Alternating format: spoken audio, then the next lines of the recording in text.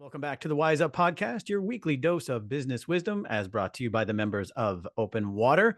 And today we're going to talk about home ownership, specifically fractional home ownership, even more specifically, fractional home ownership in France. Right. Bien sûr, if I recall my French correctly. That's great. I'm speaking today with Dewey Spradlin. He is the founder of a new company called Joie de Vivre Homes that, appropriately enough, does facilitates fractional ownership of homes in France. So first off, welcome to the show, Don. Thank you. I appreciate this opportunity. Oh yeah. So let's set the stage a little bit. So you have a background as a real estate broker, correct? Yes, I've been a real estate broker in California since, well, for 40 years. So it's been, if I look back on my life, all of my successes were in real estate. I have a talent for finding a deal.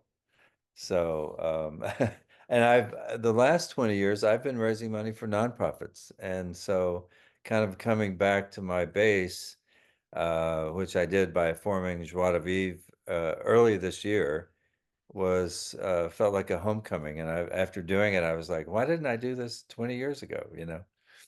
So So I'm glad you brought it up. What is Joie de Vivre Homes? Joie de Vivre Homes is the combination of my talent, which, as I explained, has always been real estate. And believe me, I've made a lot of mistakes that in other fields. But the combination of my talent and my passion, which is travel. So I decided at this age to really put it all together finally. And my love is to go to Europe, especially France, which is where I've been more than other areas, and to find a home that would be a good holiday home for people I know. Um, in 2020, the company called Picasso was founded, and they popularized the fractional home ownership model. Mm-hmm. I made a small investment in Picasso at the time, so I've been able to follow their success. Fractional ownership has been used for years with yachts and jets, but really until Picasso made it a big time success, it wasn't really about homes, and they were focused on US homes. So what it is, and I like using the word co-owner instead of fractional, but fractional, Okay. the new word.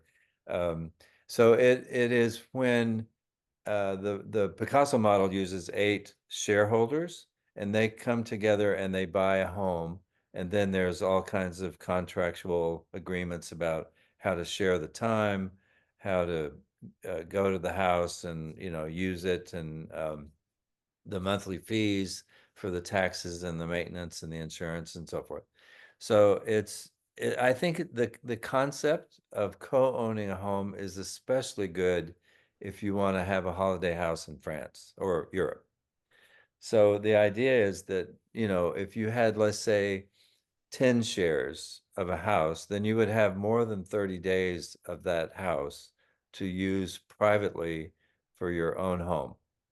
And I think that's probably about the maximum time most people would go to Europe for a holiday. So that's what it is in a nutshell. It's not a timeshare because you own the home. And so that's the big difference between how the time's allotted. Okay, so that's different then. So that was my question leading into this, which is like it's not a timeshare. That just means that you are setting up, are you setting up like a separate entity that owns the house and then you're Yeah. buying into that entity, or how does that work? Yeah, the idea of owning a home in Europe is extremely complicated, and I love solving big problems. So the idea is that, especially France, if you want to create something difficult, the French know exactly how to do that. And, and so the way the structure works best, and I found an attorney who's been doing these fractional homes since 1985. Wow. And he has an office right here on Stewart Street in San Francisco. And he's somebody that a lot of my friends have worked with, actually on TICs and condo conversions and stuff.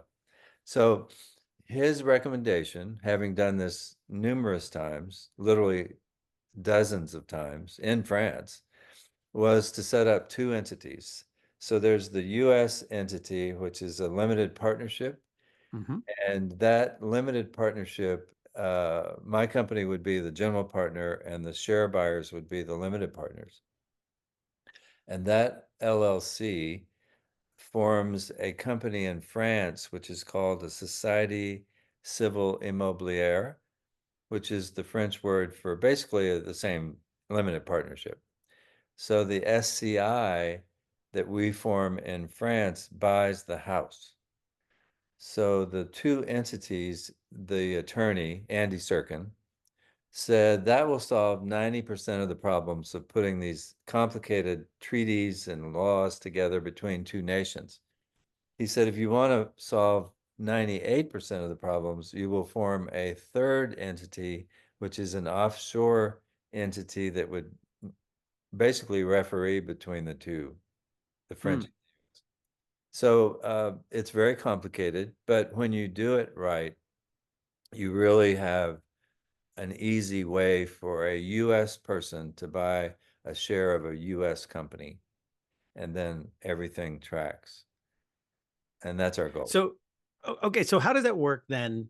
So what are typically the costs then? So are you like to set up these entities, it seems like it'll cost money, and then to set up, and then just to buy the house, right? Like it seems like there are a lot of hoops and a lot of potential costs to go through. So can you walk us through what some of the costs are?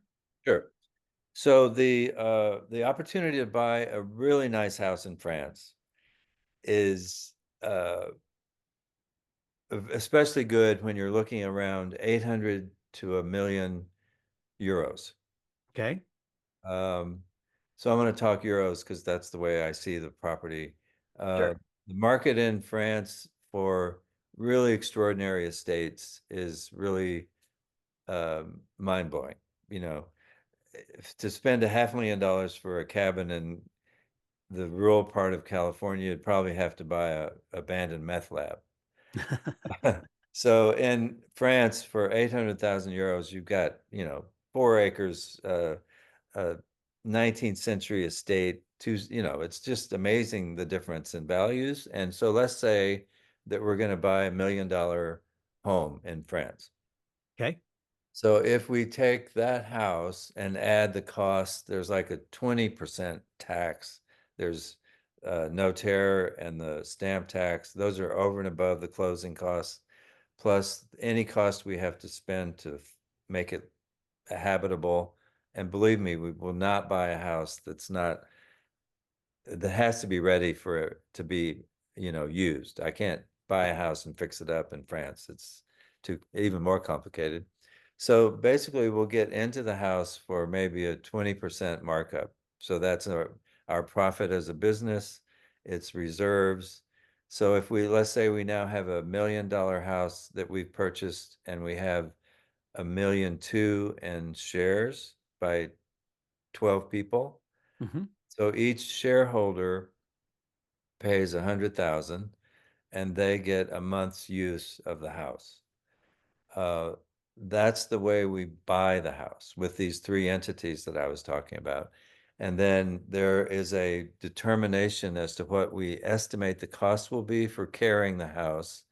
And of course, we're sharing those costs, which are taxes, insurance, reserves for repairs, maintenance, the pool guy, the gardener, all of that, um, with the 12 people. So that usually runs, in the hundreds of dollars a month as a monthly fee. Right. And It's like an then HOA kind of thing. yes, and then we have pass-through costs for the accounting service, because we have to have somebody, make sure we're paying the taxes and doing the books and observing all the requirements that both governments have for these two entities that we own. And that's just a pass-through cost that's added to that, so that's how the house maintains itself. And in all the contracts, we avoid saying that this is a real estate investment, because we don't want to end up having accredited investors only. Got it. It's not perceived as a real estate investment. And we put in the documents that we would consider selling the house after 7 to 10 years.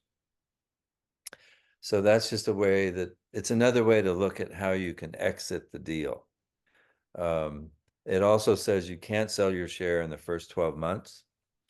And then after that, you can sell the share and we will help you sell the share.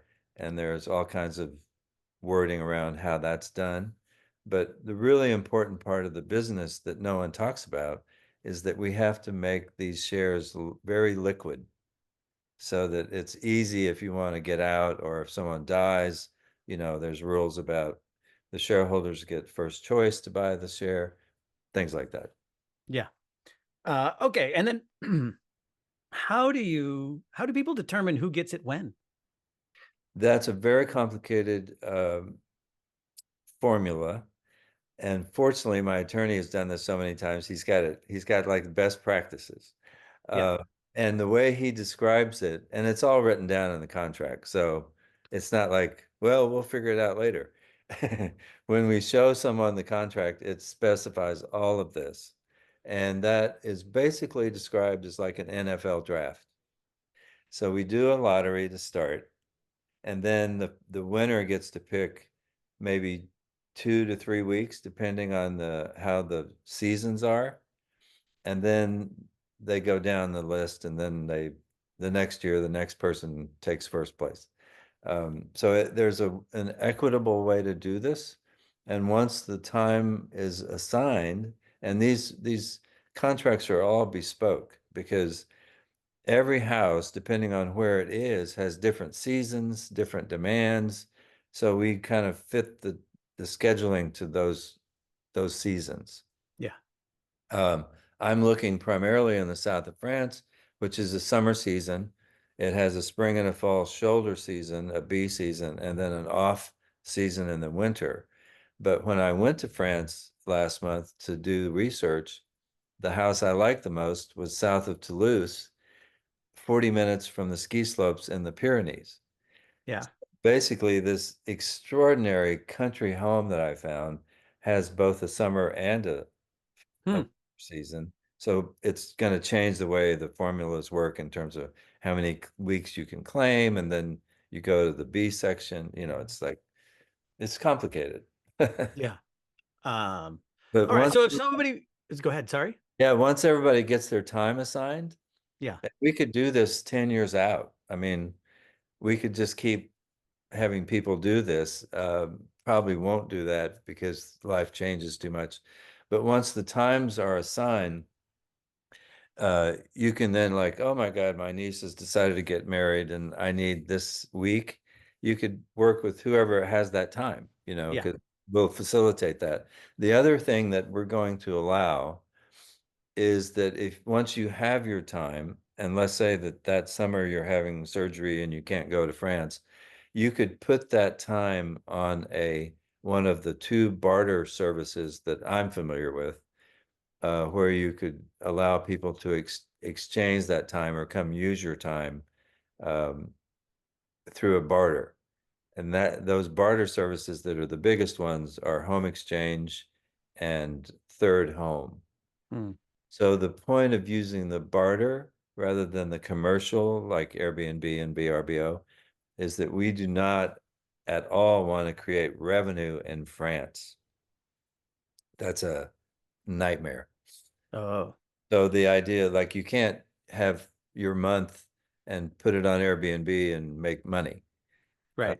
we don't want that because having revenue in France opens a Pandora's box that's bigger than we want to deal with.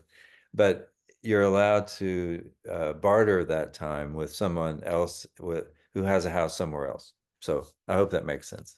No, that makes great sense. So if people wanted to get started with this, where should they go? What should they do? The best thing is first steps, go to my website and sign up so that I can be in touch. My website just launched while I was in France last month, and my website designer hasn't tutored me yet on how to edit it. Um, and What's I the name of what's your website? We'll put a link in the show think notes, but where should they go? it's joiedevivrehomes.com. Okay. and I appreciate that link. And they go there, they can sign up or, send me an email. My email is don@findyourfrenchhome.com. Hey, Don't you love it? I like it. That's So great. after that, I will then interview, which I'm doing now. That's my phase I'm in, is talking to all these people I know who are interested.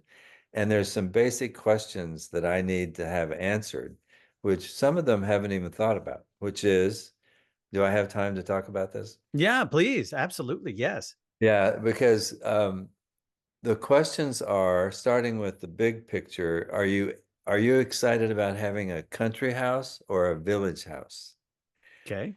That's totally different experiences. And if you want to get away and kind of settle in and you're kind of a private person, maybe a country house is good, but they're country houses because they're isolated.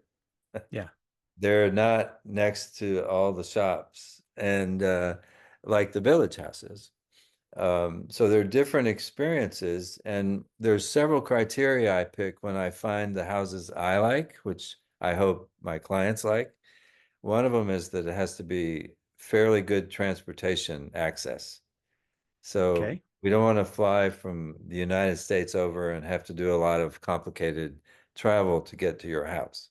Right. And that limits me to certain like speed train, rail areas, airports, stuff like that. The other question is if you want a village house, that's probably going to be in a busy place where they have markets and fun and like that's a whole different kind of experience. And frankly, most of my clients want the village house. So I'm learning that as I interview my own friends. Yeah. The other thing is that the cost of these shares, I think, creates kind of a tiered level of interest. And I think my sweet spot is about $150,000 share. Okay. That puts me into like 1 million to 1.5 million house. Hmm. That's a good area. When I was there looking at houses, my real estate consultant, who's a Frenchman who was US educated, and of course his name is Pierre, um, he said that I would probably like 1 out of 5 houses, sorry, 1 out of 10 houses I toured that cost between 500 and 800,000 euros. Hmm. If I looked at between 800 and 1.2 million euros, I'd probably like 5 out of 10. Yeah.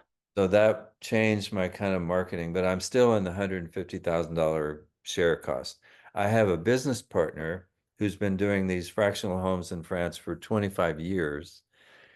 So I'm learning a lot from her. Her name is Jenny Blackwell, and she lives in Seattle. And Jenny and I have agreed to work on projects together, and she already has like 8 or 9 houses on our website that are available for share purchase, and her shares range from 60 to $80,000. So when you're doing that, are you buying the house outright first and then reselling it? Like, how do you make sure the house is still on the market? Uh, Generally, the answer to that question is I can't guarantee it until I make an offer. Got it. So Okay. if I find a house, I have to come home and really get fired up and get 8 people to agree to buy this house or Yeah. 10. And that's like herding cats, it's like good luck. Yeah. So it's a very relatively difficult process. And until I get people to put money in escrow for a house, then I can't make an offer if it's on the market. I don't have the capital to go out and buy the house. Right. That's what I call plan A. Hmm. So when Picasso started their company in 2020, that was what they were hoping to do, and they couldn't do it. Yeah. I'm going to succeed because I'm so much better than they are, but no. Seriously, they went to plan B, which is they found an investor who would go buy the house and then they could fix it up and say, here's the shares and take the time to do that. So I am nervous about my plan A strategy, but I'm also because I put myself out there and I'm making a bunch of noise about how much fun I'm having doing this. I have 2 properties that have come to me saying, "We own this house and we want you to fractionalize it." Oh, that's great. So that gives me the plan B that I'm working on. I don't have it in contract yet, but I think that'll be a much more sane kind of plan for my future. That sounds great. Don Spradlin, you are the founder of Joie de Vivre Homes, where you can own a portion, a fraction, fractionally own a house in the south of France. Yes. Don, thank you so much for being a guest on the show today. Thank you, Chris. Thank you so much.